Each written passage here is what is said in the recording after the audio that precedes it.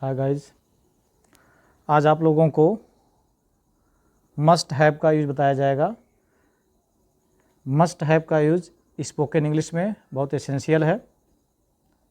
इसका अक्सर हम सभी लोग यूज करते हैं। आप देख सकते हैं मस्ट हैव का स्ट्रक्चर बनाया गया है। मस्ट हैव का जो हिंदी में अर्थ होता है होगा, होगी, होगे, ये हिंदी में लास्ट में आता है। आप देख सकते हैं स्ट्रक्चर बनाया गया है subject plus must have plus verb की third form plus other words, इसी तरह बनेगा ये। पहला सेंटेंस हिंदी का है, वह निश्चय ही इस रास्ते से गया होगा, तो इसको हम बनाएंगे सब्जेक्ट वह है, इसके बाद आपको मस्ट हैव राइट करना हो, लिखना होगा, यानी होगा होगी के लिए मस्ट हैव का प्रयोग करना होगा। Must have, he must have. अब देख सकते हैं वर्ब की थर्ड फॉर्म आ रही है, तो एक गया है, यही वर्ब है, इसकी थर्ड फॉर्म गॉन होती है। उसके बाद अदर वर्ड्स में जो बच रहा है उसे राइट करेंगे इस रास्ते से, तो इस रास्ते से होगा दिस वे।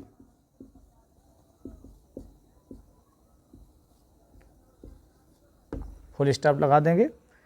वह निश्चय ही इस रास्ते से गया होगा, he must have gone this way. This way का मतलब इस रास्ते से, ये अदर वर्ड्स में आएगा। सेकेंड सेंटेंस है, वह खिड़की से गई होगी, सेम इसी स्ट्रक्चर से बनेगा। वह जो है सब्जेक्ट है, फेमिनिन जेंडर में है तो सी लगाएंगे। इसके बाद जो है आंख मूंद करके मस्ट हैव आपको राइट करना है।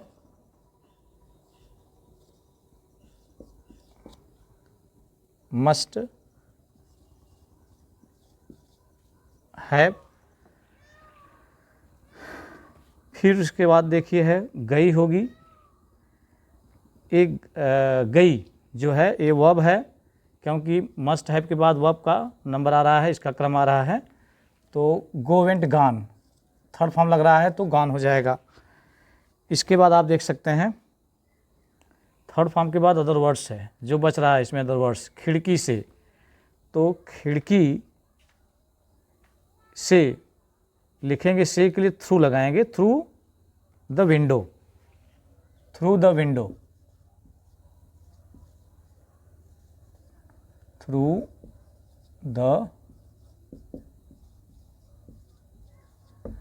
Through the window. वह खिड़की से गई होगी, she must have gone through the window. Third sentence है, वह अब सो चुका होगा। इसमें भी सेम उसी तरीके से बनाएंगे। सब्जेक्ट वह है तो ही लिखेंगे, मस्ट हैव उतारेंगे, ये आपको हर जगह उतारना है, मस्ट हैव। इसके बाद मस्ट हैव के बाद वर्ब की थर्ड फॉर्म उतारना है, यानी सो, सोना, यानी स्लेप्ट थर्ड फॉर्म होगा, स्लेप्ट। अदर वर्ड्स में जो बच रहा है ओके, वह अब सो चुका होगा, तो अब बच रहा है, अब की इंग्लिश होती है नाउ, फुल स्टॉप। वह अब सो चुका होगा, he must have slept now.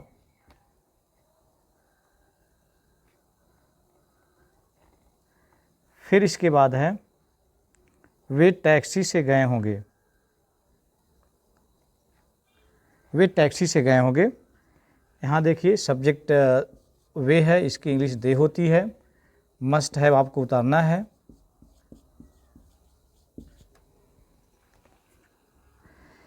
इसके बाद वर्ब की थर्ड फॉर्म लगेगी, गए, go went gone, third form gone होता है। दे मस्ट हैव गॉन टैक्सी से, किसी वाहन से जब हम ट्रेवल करते हैं तो वहाँ प्रीपोजिशन बाई का यूज करते हैं, चाहे टैक्सी हो, बस हो, कार हो, एरोप्लेन हो, ट्रेन हो, तो हम बाय लगाएंगे, बाय टैक्सी।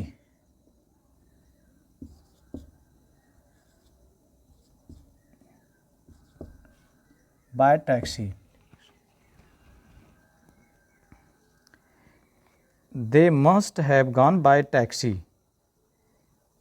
वे टैक्सी से गए होंगे। फिर उसके बाद वे अब तक अवश्य खेल चुके होंगे। यहाँ भी सब्जेक्ट वे है तो वे की इंग्लिश होती है दे। मस्ट हैव लगाएंगे, ये हर जगह लगेगा, होगा होगी होगे के लिए दे मस्ट हैव। वर्ब की थर्ड फॉर्म लगाएंगे, देख सकते हैं मस्ट हैव के बाद वर्ब की थर्ड फॉर्म हमेशा आ रही है। खेल चुके का प्लेड होगा। अब वर्ब की थर्ड फॉर्म के बाद अदर वर्ड्स आ रहा है अब तक, तो बाय नाउ, फुल स्टॉप। अवश्य की इंग्लिश नहीं राइट करेंगे। मस्ट हैव से इसका सेंस, इसका मतलब निकल जा रहा है अवश्य का।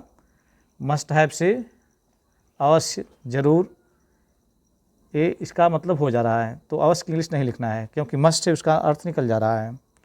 वे अब तक अवश्य खेल चुके होंगे। They must have played by now. By now means अब तक।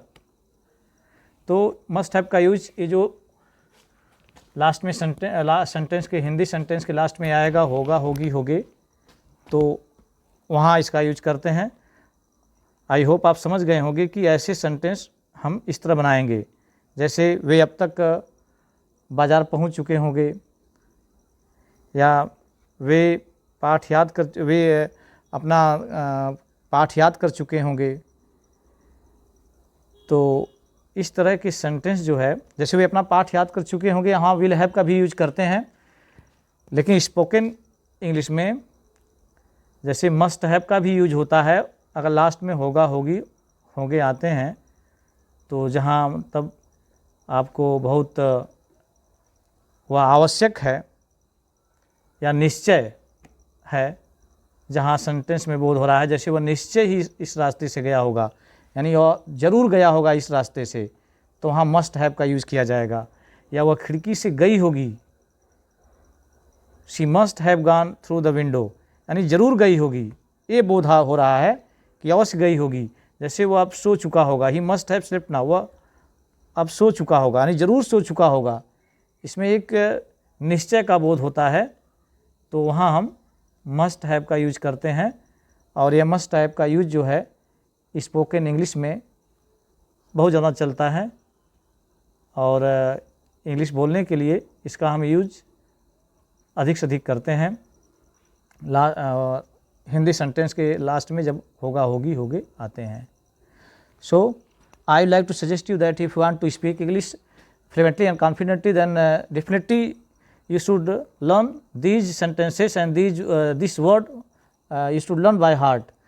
When you are learning them by heart, then definitely you will be able to speak English smartly and confidently. Okay, and in this way I will do my best to give you more and more spoken sentences, so that you may develop in the field of English. And in this way I would like to support you to give I would like to give you other sentences regarding grammar and other spoken sentences. In this way I would like to support you in many ways, so that you may develop in the field of English. And if you will try, then definitely you will be able to speak English, and your English will be strong. And if you want to speak English in a proper way, then you must have prepared some vocabulary also.